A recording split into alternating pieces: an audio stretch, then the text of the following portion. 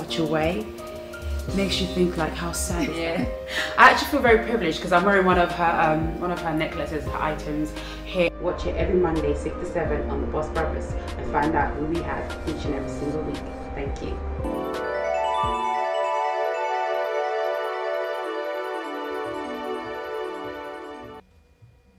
Good evening, ladies and gentlemen. As usual, thank you for joining us today and welcome to the Young Queen Talk Show. Today we are going to talk about mental health and men. It's said that when it comes to the ethnic minority of Black and Asian, they're most likely to be admitted to hospital, most likely to be diagnosed with mental health, and at the same time they're most likely to receive poor treatment here in the UK, and that is for the minority of the Asian and Black people. And also at the same time, when it comes to the African and Caribbean people living in the UK, they have the lower rate of the common mental health disorder than the ethnic groups that are more likely to be diagnosed with several mental health illnesses. In African and Caribbean, like 3 out of 5 people are most likely to experience this. Women in general sometimes is 1 out of 5. But when it comes to us women, we already have this sense of emotions and we can handle our emotions, and we feel free to have conversations to discuss issues that we feel that is bothering us within ourselves. And I know that men also tend to do the same. They can have certain conversations within each other, talk about what they feel comfortable about, but do they really sit down to discuss the key issues such as mental health? The question that we want to tackle today as well is the issues of crime and mental health. If you're faced with a prison sentence because you had, for example, a rage and anger and you wanted to kill someone, do you man up and deal with what you have to do? Or do you then lean on the fact that you have a mental health illness and then say, I suffer from mental health, so I cannot really go ahead and do my time or serve the time that I have to serve? And are men really speaking about mental health issues? Or do we need to talk about it more? So Jessica, who's here with us today, co-hosting. Hello, Jessica. Hiya. So let's speak about this issue. Mental health, men, African, Caribbean, like what's going on? I would say like what you've given with the statistics regarding mental health in the areas of Black, especially the Black ethnicity, this being Black African, Black Caribbean, there are a lot of cases dealing with people with mental health, and it's something that is very common in the community. I do know somebody very personal to me, a close friend to me, who suffered of mental health and has actually been diagnosed with mental health and has actually been now released. His issue had actually come from when he was back home in the Congo, and he came here, he suffered a lot of issues, and because of what he had seen then, of course it's different to knife crime now. So I feel that it is a big thing. A lot of young men are suffering from it. Statistics also explain that, you know, young men are dying 6 years before women in this country. The rates of suicide has increased. Yes. Men are committing suicide more due to mental health problems. Yeah. And a mental health, obviously under the category of mental health, there is stuff like depression. That's another massive category which comes under mental health, which is obviously you withdrawing yourself from society, withdrawing yourself from people. Many of the guys who are in gangs are actually in their own world. Being in a gang is a lifestyle. It's something that's different. It's something that they feel the need that they need to, how can I explain it? Provide for their families. If it's providing a place where they feel loved, a place where they go and they call us home. So many of them suffer from mental health or from this form of depression and commit suicide if they are not able to live up to the lifestyle for various different reasons, really. That's very true, because it's peer pressure as well.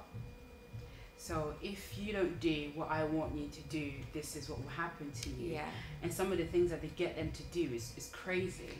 Too much. And in general, most of the times when we were going to school, they always used to say Black girls tend to achieve more, whereas Black boys don't achieve more. So it's like the society already has got this thing of stopping the Black man anyways. Yeah. So it's like rage and anger is a thing that they've always got, and they find a way to just get it out of you. So you find yourself not finishing secondary school or just stopping at college, and Black women tend to attend university more than the guys do. But now we're seeing the fact that the numbers of mental health is increasing. Those who are being admitted to hospital is increasing. And when it comes to the African and Caribbean, we don't want to talk about it. Yes. We see it as a taboo. Yes, and I do believe, especially in African households, especially the categories of depression, there was another category of it, depression, dementia, obviously that's what the older generation. These things, especially depression, it is seen as a taboo. They don't know what that is. They don't believe in that. Many of them are going through it. They don't even know what to categorize that, but they think it's normal. Some of the people with depression tend to have the opposite characteristic of somebody who's closed or reserved. Anything they hear or say, they will just say it straight away. And that's kind of a form of, I don't know if I'm explaining it properly, but that's kind of a form of depression in a way. So in the African household, that's what it is. If you look at the upbringing of most black children, you know, a lot of the young boys are told to man up very soon. So you're not allowed to cry. Alpha male. Exactly. Kind of the alpha male stigma is attached to them. So this goes with them when they go out into the streets, into the gang world, and then they also have that stigma in there as well. So when it comes to them expressing what they really feel, expressing what they want to achieve, or expressing like what's going on probably at home, they can't. You're trapped within. You have to keep everything in. So when you're keeping everything in, you know, it backfires. So that's really what to say. I received a call last week from someone called Oscar, who actually watches the show. Hi Oscar, probably watching the show right now. And he said to me, you guys are speaking about different subjects, current affairs subjects, and you've touched on mental health, but I've not heard you once say like the key issues or how do men deal with mental health. And I said to myself, probably because you men think you have too much pride, alpha male, everything you carry on your shoulders, that you don't like to deal with the emotional side. Exactly. And he was like, no, you can't speak for all of us. I was like, okay, that's just a stigma. That's how we know it, and that's how it comes across. If there's something else different than that, then I want to know. Yeah. And then he said, well, I am something different than that. I'm in a mental institution hospital, and I could have also went to prison, but I'm at a point where if I get arrested, I just have to say a certain thing, and I'll be taken out of that, and I'll be put into a mental hospital instead. So am I not man enough because I'm not going into prison, or am I like seen as the term, as they would say, that starts with a P, or wimp or something like that, because I'm leaning on my mental health issue instead? I was like, how often does this happen for it to be called mental health? Because there is a lot of people out there who deal with raging anger who are not diagnosed. It's true. There is a lot of people out there who experience mental health who are not diagnosed. If you perhaps have dealt loss of a loved one, trauma, just something in life, the change of a cycle, something in your life, or perhaps just relationships or any other form of stress, or perhaps childbirth, and then you see like for a week or 2 or 3 or 4 or 5, 6 months, 7 months, you're withdrawing from the public, you don't want to discuss, you're always dwelling within your own sorrow, you are experiencing mental health. You just have not been diagnosed because you have not approached a nurse or doctor or GP to have the conversation. But if you experience that for like a week or 2 and you do a little pick me up, you self-help yourself, that's fine, because everybody experiences some form of mental health. Everybody. It's just how you cope with it. And when you don't cope with it very well and it goes for weeks and months, then it gets called mental health, postnatal depression. So it becomes very difficult for them to deal with. So when he asked me that question, I was like, how often do you deal with this raging anger? Have you dealt with it loads of times? And then he was like, well, a few times. And I was like, so where are you now? And then he was like, well, I'm in a mental institution hospital, and I'll get moved from here to a safe house very soon. So he prefers to go through that than to go to prison and do his time, or to get locked up. Now my question is, okay, you do that, but what happens to you applying for work, or specific things that you have to apply for that requires for you to be in a mental, you know, in a good mental state, not in a rude way, you know, not in a rude way, but it's true. Because there's certain things you need to apply for. They need to expect you, you know, you're conscious in the mind, you know what you're doing. You don't like self-control, of course. You know, what happens then? That's my question. for him. I don't really personally agree with it, because if I feel that you have self-control and you know you do have that self-control, you're conscious of your self-control, you're leaning on it to kind of get your leeway in society. Exactly. And it's basically leaning on what he has in order to get away with what had happened at the spur of the moment. Exactly. Yeah. Which I don't feel is right, because to be honest with you, there are several other people who's done the same thing. They've been locked up. And should you be locked up? Shouldn't you? Mm-hmm. Is that right? Should we say that those who are locked up should now be taken out and diagnosed as mental health as well, because they decided to do a particular act? But someone who, I think, would you say someone who is dealing with mental health or has been diagnosed with mental health is most likely to get away with a crime? Yeah, they are. They are. So in other words, instead of dealing with what he has done, or being like, man up, alpha male as they tend to say, he's now just leaning on the mental health and using that as an excuse in some shape or form. No, I feel that that's what it is. If I feel like you can actually take accountability for your actions, and you consciously know within yourself, I believe that a person knows within themselves if they're doing it out of just doing it, or if you have no control over that. If I feel that if you know you have control over what you're doing, you're leaning on it. Mm-hmm. There's no excuse. I feel that you're just as bad as the other person that's been locked up away. That's fine. I actually have a voice note from him. If we can get that ready, we'll play it to hear what he has to say. And it's not that he doesn't have mental health. He does. Mm-hmm. And he does deal with raging of anger. But like, for example, what would you like define raging of anger as? Outbursts of anger with no control. With no control. Yeah, with no control. But then would you put that in the category of mental health? It could depend. It depends on what actually triggers you as well. Mm-hmm. Your mindset.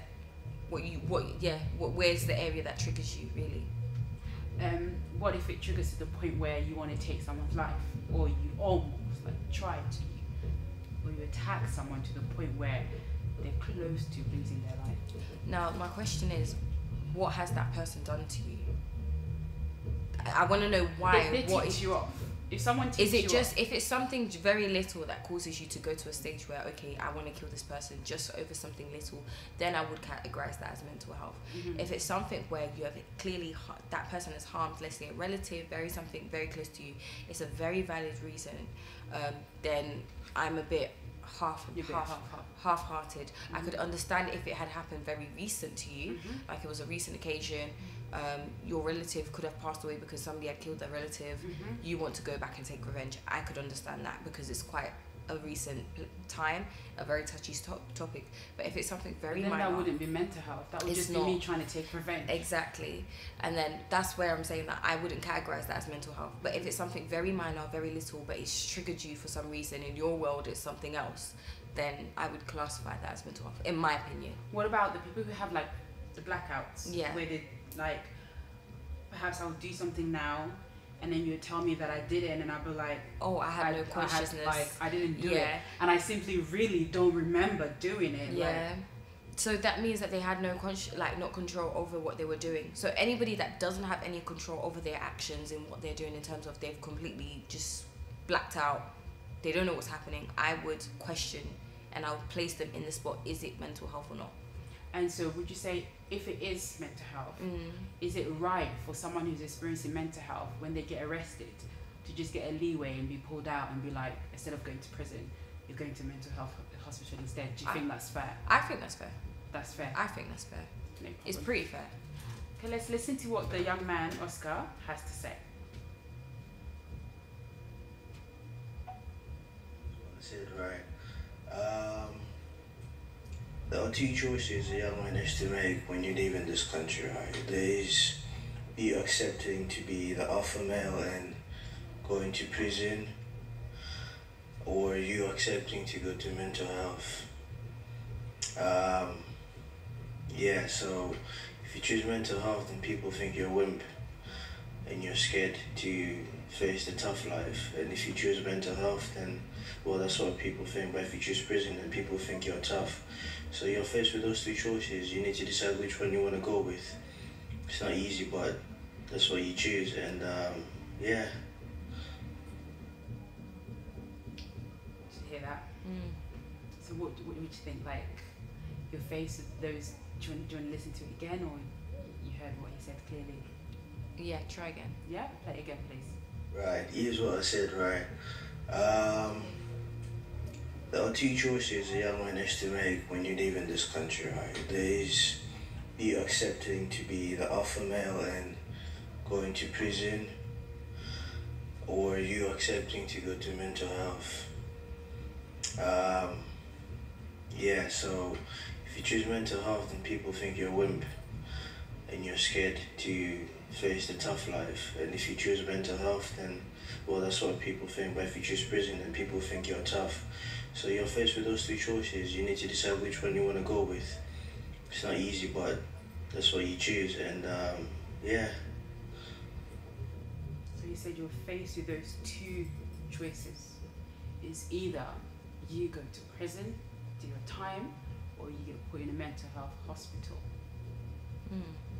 And if you accept to be put in a mental health hospital, you're seen as not being man enough, because you're not accepting to serve your time in prison for the crime that you committed.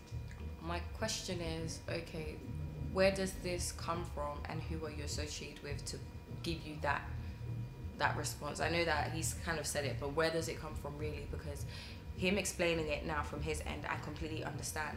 So possibly there are a lot of young people locked up in prison. Realistically, they have mental health issues, but they haven't chosen to explain it because they want to please other people or to look tough.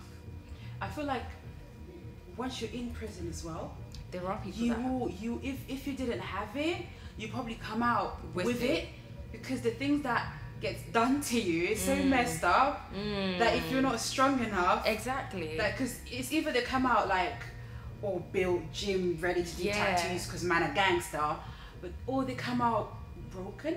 Yeah. So I don't know. I don't want to go to prison. I don't want to go to prison, right? I'm not made for that. But when you're in there, it kind of messes you up in the first place. Yes, it could mentally and psychologically mess you up, because one, you're in a room and you've hardly got anything to do except from staying in the room and leaving, and I feel like that mentally will disturb you. It will knock your head. You were once in the world, you could go out, you can meet friends, you can speak to family. Now you're locked away, you're considered as a prisoner. Of course, mentally, a lot of these people have that have mental health have that issue. Mentally, you're locked away in another world. So you being placed in a prison would amplify it. In response to basically what he was saying, I 100% understand him. But at the same time, like going back to what I said, you know, do these men that consider to go to prison see themselves with mental health, to have taken that option? And do those who are taking the mental health option, do they really have mental health? Well, if someone does really have mental health and they choose that option, it's kind of like they're choosing it because they have it, but it's also because it's like a leeway. Yeah. Because they're escaping the reality of actually having to be in prison, having to stay in a room just for. But if I be totally honest, a lot of the guys that are in gangs have seen so much. You've seen stabbing, you've seen killing, you've seen... Some of them have done it themselves. Exactly. Some of them have done it themselves. There's a lot of drugs associated with it. Others are taking drugs while selling drugs. There's just been so much going on. So I wouldn't be surprised that many of the guys who are in gangs would suffer with mental health, not in a rude way, but it's true. You've seen so much. You've seen what normal people do not see on a day-to-day basis. You're seeing blood. You're seeing a lot of violence. You're always on the go. Your life is always under pressure. You're always running from police. So it is possible that a lot of them do have mental health. That is very true. We want to hear from an ordinary black man. We want to hear from the man what it is. What do you have to say in regards to men with mental health? Do we need to speak more about you guys? Do we even listen to what it is that you guys have to say? And are you guys expressing yourself in regards to what you're going through, what you're feeling when it comes to mental health? And is someone choosing to go into a mental health hospital instead of going to prison? Are they being a wimp? Is that just them having a leeway? Like, we're going to open the phone line in a bit. We're going to go for a quick break. come back, open the phone line, call in, let us hear your opinions. We're two women sat here talking about men, but we want to hear from the men. Please. As you guys like to call yourself mandems. We want to hear from the mandems what you've got to say about this subject in regards to men with mental health. We'll be right back.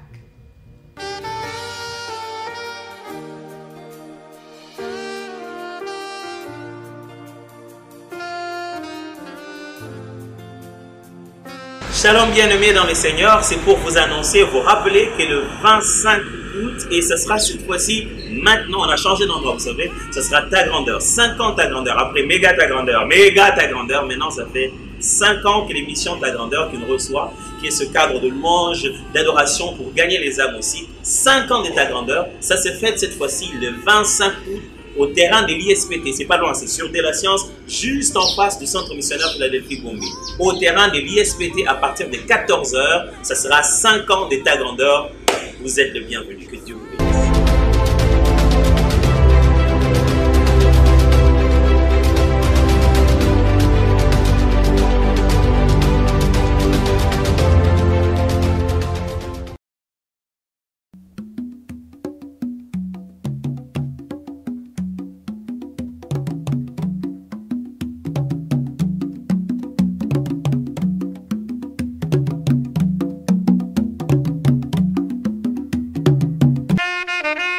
À l'occasion du jubilé d'or du concours de Miss Beauté en RDC sous le patronage du ministère du Tourisme, l'Office national du tourisme en collaboration avec les agences Pigma, Actif et Prince Tech organise le concours Miss RD Congo 2018.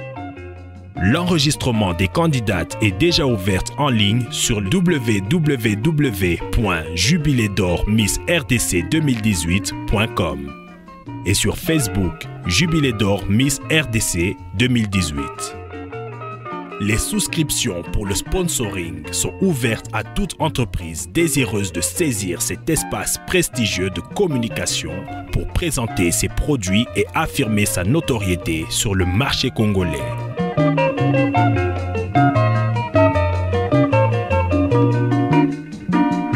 Miss RD Congo, le sourire de toute une nation.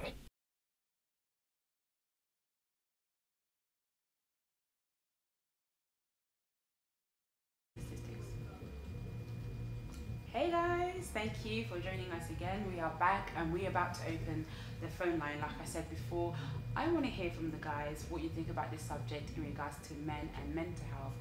When we were offline, I saw a comment from someone that said, I'm waiting for women and mental health. Tony, I think it was, who said that comment. Tony, we've had several episodes in regards to women and mental health, and you are free to come and join us and be in the platform and have a conversation with us in regards to women and mental health if you want us to do that again. But for today, Tony, we really want to hear from you guys. We want to hear what you guys have to say about the subject that we pulled up today in regards to men and mental health. We played a voice note earlier on from someone called Oscar, who is currently in a mental hospital. He has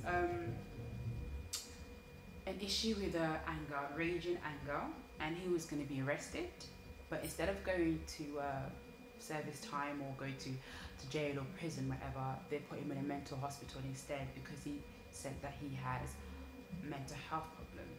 Could be anxiety, could be depression. There's several things in the list of mental health. But is he seen as a wimp? Is he not seen as an alpha male for not agreeing to go to prison, but yet instead accepting to go to mental health hospital? Like, what do you guys have to say about such issue? I really want to hear from all of you guys. Do call in, and once again, thank you for joining us. So Jessica, as you were saying, so what do you have to share for us in regards to this subject again? In regards to the subject, just obviously reading online and just having a look at, you know, the community. I think relating back to what you said, men tend to suffer it, as it said, stigmas related to it. They also get poor treatments in regards to other communities or other ethnic groups. This is not just to do with just the black community, it's also to do with the Asian community. Yeah, so both of them are associated together. I do also believe it's just the similarities of upbringing and culture. Where they've come from is a place of poverty. We have a caller. Thanks. Hello, caller. Good evening. Please state your name. Good evening. You're speaking to Patrick Jr. Hello, Patrick. How are you? I'm very good. Thank you so much. Marlene and Jessica, I really do like your subject. I follow most of your podcast and your live videos. I think today you kind of got up many involved with the more potentially sharing and bringing it to life. You're welcome. Yeah. Just wanted to make a point, because I think it's relevant with regards to us, I'll say after the pressures that men have to face, if we take away sort of like take away the element of crime and other more major health issues, the type of people pressures that sometimes men we have to deal with and study, finishing studies and turning down and doing that would be responsible for that, I think that in itself, when it's not properly analysed and it's done, especially within our growing community, I think that also is a major trigger for mental or some sort of lapse in many specific. That's hear what you guys think about that, what happens for a man or a young man who is becoming a man, leaving home or marrying or becoming a parent or young, and so all of those questions, how does that influence the mental state of a man? Very true, very true. But the thing is, are they being equipped to how to deal with it? Because in a household of a African or Asian, a man is being brought up to be the alpha male. Yeah. So you have this nature of you that has pride that you naturally carry, and you don't want to let your shoulders down. You don't want us to see you being emotional, because generally men do not know how to handle emotions. So, but are they being equipped? Because the numbers is increasing to the point where is more men are now committing suicide. Yes. What do you say about that? Again, I would go and say that how we're being equipped is right, because that's an opinion, and it depends on where you stand on that. But what I'd like to say is, just generally speaking, if you just look at the way a young girl is raised, she's nurtured and sort of pushed towards being a feminine, being a mother, being a housekeeper, whereas for the gent or the young lad, he's pushed to be this man, to be this successful man, to have his family, to go out there in the world and hunt. And I think especially in these times where we haven't really defined what that means is now a woman work, I think that's where you have a lot of, I would say, confusion, which can, like I say, trigger. I'm speaking from experience myself. I think just finishing uni, starting work, getting myself on a career ladder, and then, settling down and starting to think about family and all of that, the layers of the communal fabric, and you think, oh wow, how do I do all of this? So it can trigger certain. So you would say the preparation of a man having to, of a boy going from a boy to a teenage to a lad to a man to then perhaps preparing to become a husband, that whole preparation as well can be quite stressful, leading to some form of mental health? Well, to an extent, yes, because if you take the scenario of, the UK, for instance, where there's the primary school, secondary school, and then, go all the way to college and then, finish education, basically, and then you've got to transition into the full professional working, the career world. That in itself, those different steps taken there, those different sort of transitions that you need there, if that's not well kept intact or well nurtured or well guided or well sort of led, I think that definitely triggers, because from secondary school into college or university, you're not just dealing with children your age, you're now stepping into an adult world, you're going to get exposed to stuff. Yeah. You're going into an environment where you're playing with just college is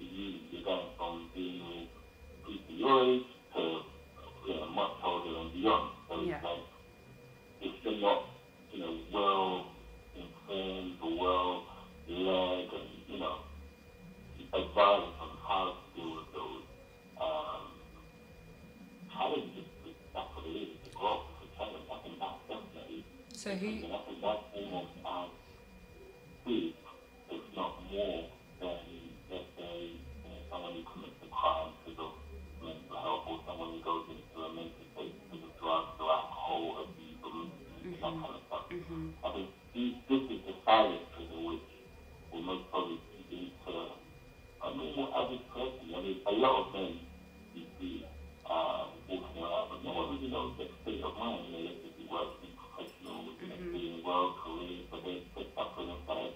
I think CEOs of the FTSE top 100 companies have been known to be the ones who commit suicide the most because of the pressures that they deal with. The pressure becomes too much, the workload.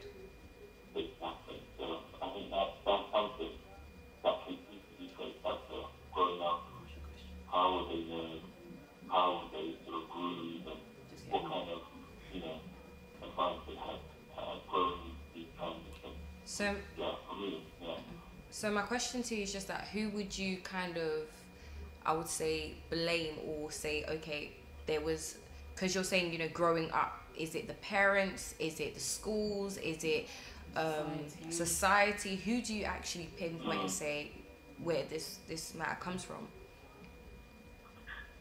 People could blame an institution or an establishment, be it education and parents, the two strong establishments that and are grown to respect and reverence. I don't think you can blame any establishment or family. I think it's a case of understanding we live in a very exciting, I only use the word exciting instead of troubled and gloom world. An exciting world where things are changing so quickly. 25 years ago, 30 years ago, we probably didn't have as many women running businesses as we have today. No. And I hope that continues because we need that counterbalance and we need to have a feminine input sort of in more spheres. But that also raises the challenge of how does a man relate to himself? How does he relate to family?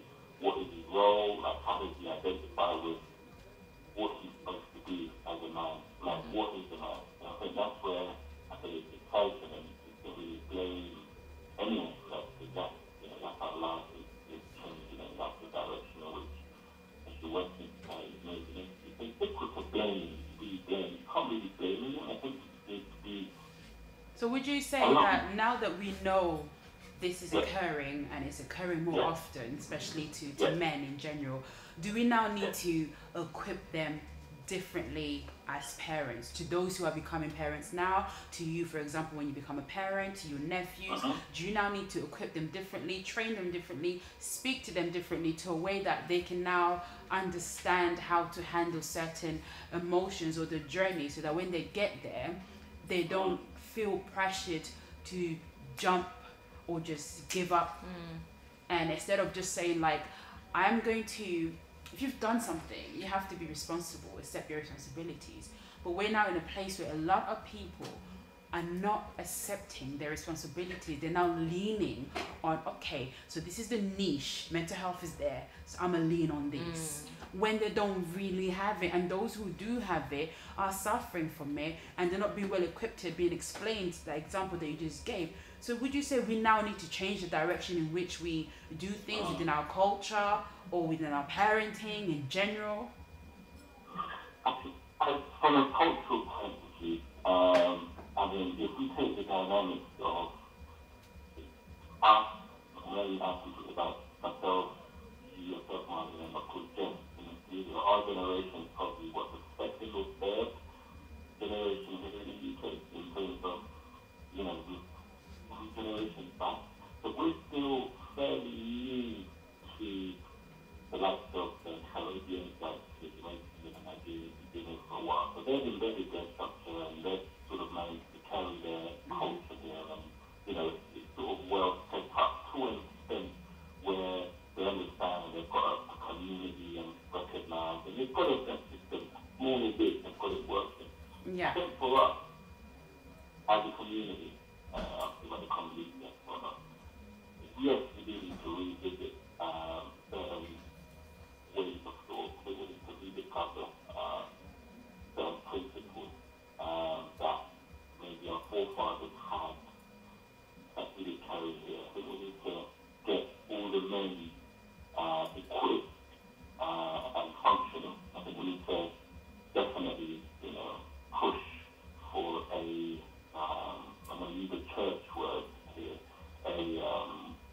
revival of the manly spirit.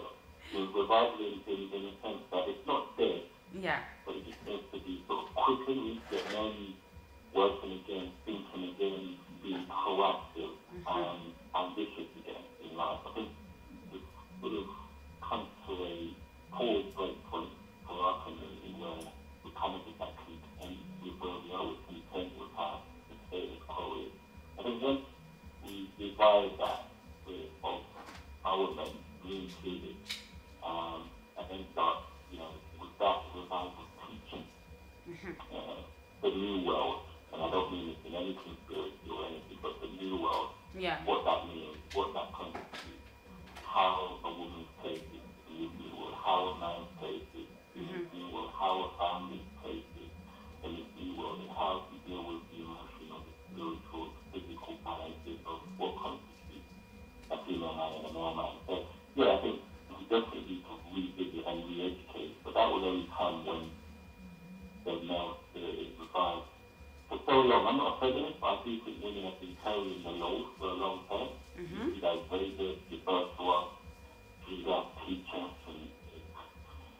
and out of 100, only 10% of the men are active in that for whatever reason. I think, I'm definitely speaking, we can revive the spirit of being fellow men in this regard, and then start equipping us like you guys are doing with, Thank you very much. Thank you very much, and keep on watching. And we'll speak to you again sometime soon. You have a good evening. Thank you for your support. Right, so he said a lot there. And it's like the society has a role to play, our culture has a role to play, our parents and parents and parents have a role to play. And an individual has a role to play in their state of mind. But the thing is, even if we start to change the way that we equip men, that's not going to happen. And no man going to want to be changed the way that they equipped it, because they still think they have the role. And, like, a man is seen as the head of the family. So if all of a sudden I'm going to tell them, you're the head, but you also need to know what the neck does, they're like, no. I do agree with his points about upbringing, though. I do believe that upbringing, he didn't actually give a blame or a point a finger to any particular place, which I don't really disagree with that. But if you're speaking of upbringing starts from a young age. Who you're with the most is who's going to install you, and I believe the most two places that you get the greatest upbringing is school and family. Before you reach that area of being a man. Of course, in school they will never educate you how to live in a house, how to be with your wife, or how to be with your children, how to be with your relatives, how to be with your siblings. At home you get taught that. But now, school now does equip them in regards to issues such as mental health, because it's going crazy. Which I believe that it's really good that now schools these days have now begun to implement these things, not just about mental health, but also about different sectors, different things. We hear about so many things. I still believe that work needs to be done at home as well, if I be totally honest. One of the questions that I questioned myself was, a man looks up at his father's roles. How many fathers do we have actually spending time with their sons rather than showing the alpha male end, rather than keeping very short? There is also a stigma that, African children tend not to have the best relationship with their fathers, because their fathers or with their parents in general. Or with their parents in general, because their father's very tough, or their mothers are very tough, or, a lot of the time, especially living in the UK, parents are working all the time. You don't actually get the time to be with your kids.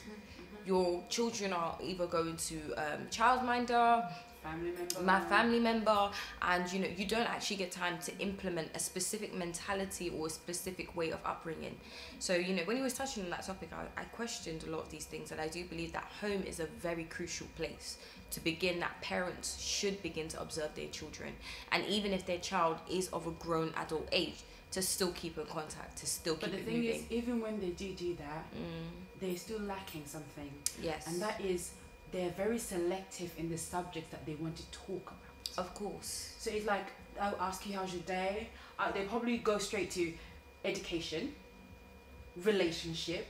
When are you getting married? Have you got a girlfriend? Are you getting a husband? How's it going? Your A-levels, your GCSEs, your master's degree.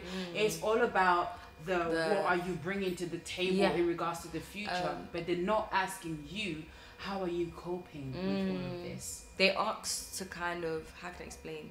I think there's a term to say, you ask not to listen but to respond. There you go. So I feel like we have that a lot in the African homes. We tend to have that. We want our family to be portrayed in this way. Of course, you never want to show the negative sides of your own background or family or where you've come from, but it's also to know that the well-being of a person internally is very crucial. It's very crucial. That's what helps them to function properly. Any child that you've seen that's doing, usually most of the time, that's doing very, very well, or in a specific area of life, tends to have a very good background. I can give the example of Anthony Joshua. Very successful in his boxing, very successful in what he does. His background is also a little bit like mom with no dad, so it's really... He has that, but you can tell that, you know, for somebody who's so successful, he's not in a hurry to rush out. His mum, I can actually applaud his mum to say that his mum is still keeping him in that house, or maybe he owns that house, but he's still with his mum under parental guidance, which actually shows the level of his success today. Of course, there's not a lot of people out there, but it shows his level of success. And I don't, you know, every person that reaches that stage, I don't hear too much of the rumours about the women or anything like that. He seems to be extremely composed. He also came from a history where he had done crimes and guns and all these things. He even came out of prison, and he's chosen to take a good path. So, you know, that's a very solid example. And to see that his mum is actually making effort with him, and probably his sibling, I believe he has a sister as well. So it's a question of parents actually communicate. I love this word. If it could be defined in other ways, like communication, it just makes me feel good. Yeah. Like, it's a question of communicating. Speaking to your children is not just about how much they're making and when they're getting married and having kids, but their mental state. One's mental state is very, very important. And it's basically like developing an immune system. Yes. If your child is ill and every time they're ill, you want to give them antibiotics, this and that, you're not allowing them to develop their immune system. So the same way with the mental state, you want to help them to develop a strong mental state, to be in a position that when they find themselves in A, they can hold it up until they get to B. They're not going to fall down. They're going to pick themselves up and be like, it's a stage of life. It's crucial, but it's a stage of life. I'm going through it. And it'll be testimony for me tomorrow, for my son, for my daughter, for my brother, for my sister, for anyone out there, in order to know that your mental health state, you need to take care of it. So parents, when you do speak to your children, please, please ask them, how are you? When they've lost someone in the family, sit them down, explain to them, get to know how they're feeling. Because when you leave the silence, the barriers, they're trying to figure it out by themselves. Where they get to a point where they can't handle it. Exactly. And then it's like, what am I going through? How do I explain what I'm going through? And we said earlier, he said earlier as well, Patrick, thank you very much for pointing it out. There's people out there walking around with this condition. With these conditions. No one's going to be diagnosed. My question is, obviously now the awareness has been made up, but do many people, can they spot somebody with a mental health issue? You know, they talk, they walk, they speak like everyone else, you know, you see them laughing, you see them bubbly, but can we really spot this? Obviously some people's mental state in comparison to others may not show. When it's anxiety, for example. Yeah. So let's look at anxiety and depression. Anxiety is the opposite of depression. Yeah. They don't come across as down or withdrawing. They come across very more excited and very like the anxiety is all over the place. So you kind of think like, oh, you're jolly today. Yeah. But they're not really jolly. And when it comes to depression now, it's the opposite of the anxiety. Exactly. So it's withdrawing from the public, wanting to be in your own space, feeling tearful sometimes, closing your curtains all the time, not wanting to hear what Jessica's got to say on the other on the line of the phone, or when Louis Busmaten calls you and you're like, I don't want to hear this phone call, because you don't want to hear someone asking you how you're doing. Because when they ask you how you're doing, you're going to say, I'm fine. But are you just fine? Yeah. So if you're fine, let's talk about it. Yeah. But no one wants to. Exactly that, and that's where the issue lies. The vocal area, I believe, has been touched on several times throughout.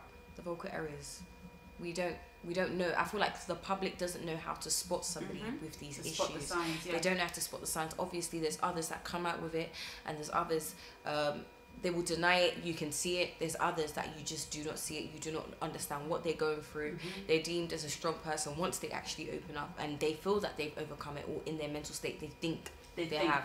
And there's a very big importance for you to understand that, do I think I have overcome depression, or have I genuinely overcome anxiety, depression, mental health, or anything like that? And then you have social media is killing people, you know. It's literally what you would call murder ink. Literally. It's just like, too much. Social media is literally murder ink. I saw a post, someone posted saying that no one posts their failures. They just feel they post their success. So don't be in a rush. Okay. But if you look at half of the things that people are posting, you read it, you're like, oh gosh, you're so depressed. Like, you're thinking you're posting things to motivate other people, or questioning things that people are going through. But if you really look deep into what they're writing, it's kind of like, no, it's you yourself. You just don't know like how to say it. And then when you bring the whole social media platforms, you have people bullying people on social media. It's, you don't get enough likes, you don't have enough followers, or you don't look good. They'll take your picture and post it and be like, oh, she's fat, oh, she's ugly, oh, she thinks she's pretty. But they're not thinking about what it's doing to you off the social media platform. Some people are indirectly leading people to commit suicide, leading people to kill themselves, leading people to be in a place of depression. Of course. Because they are literally, it's like the only thing that's missing on social media is the antidepressant pills. Literally. Because it was to communicate, it was for you to be in contact with people, school, college, university, loved ones from a long distance. But now it's become a platform where people are literally destroying each other rather than uplifting each other. To be honest with you, I just feel like those who are on social media, personally for me, the advice I'd give to you, you know, not everything you see is what you actually get. I feel like everyone has said it in so many ways. So many people say this, but you know, not everyone takes that on board. Not everything you see is what you get. Reminds me of the young lady that went on Channel 5, on 5 News, I believe. Visa Babe. Yeah, the Visa Babe. Her story was extraordinary. Yeah, her story, you know, to be honest with you, it's very saddening. I cannot lie. It's very saddening that you would go to that extent to do that just for you to try to generate money for yourself, or try to have the acceptance or approval. And social media is killing a lot of people like that, because people feel that they need to be accepted by the people outside, rather than understanding that acceptance begins with myself and loving myself. But yeah, don't believe everything you see on social media, to be honest. And the men on social media who well, men will always be the head, and you will always have your alpha male title, but you need to know where you are taking it, how it's being done, and you really need to consider your mental health state. Men are committing suicide more than women. The number is increasing. This week when I went to the salon, the nail shop, to do my nails, you know, they put on ITV News, and they're saying, like, in Belfast, people suffering from depression, the numbers are increasing. Men are committing suicide more than women. Once again, the numbers are increasing. And what do we need to do? Is it what we said earlier? We need to change the way which we are equipping men. Do we need to change the way that we are telling them to go about life? You're still the head. You're still the alpha male. But do we need to get you attached to your emotional side a little bit so you can know how to handle emotions? Because you clearly cannot handle emotions. And then you look at us women and be like, oh, they're too emotional. Yeah. Oh, you women are too emotional. You like to talk about everything.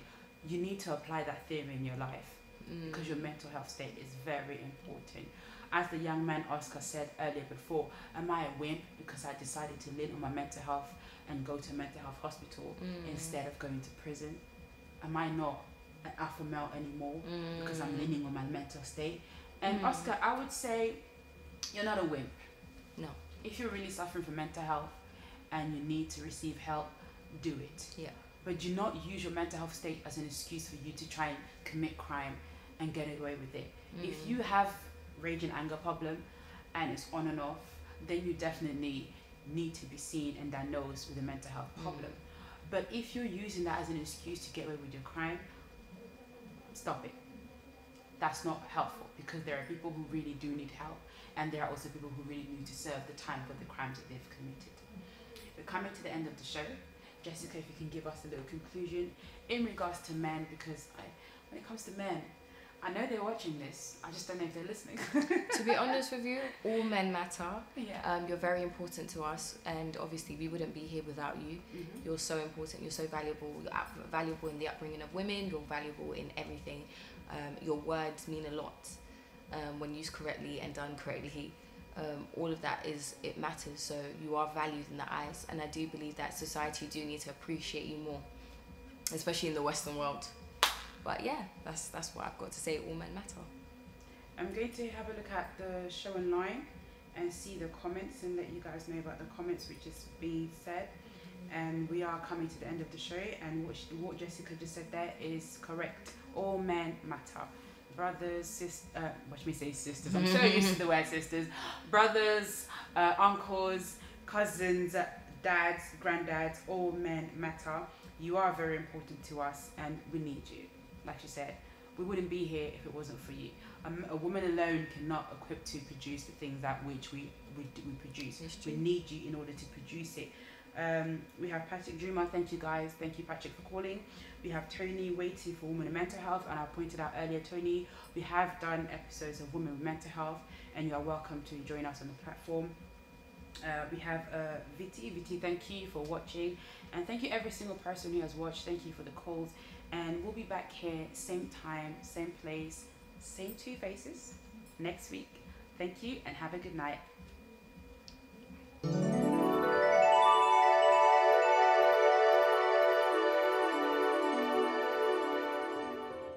Good evening, ladies and gentlemen. My name is Marlene. I'm the presenter of the Young Queen Talk Show.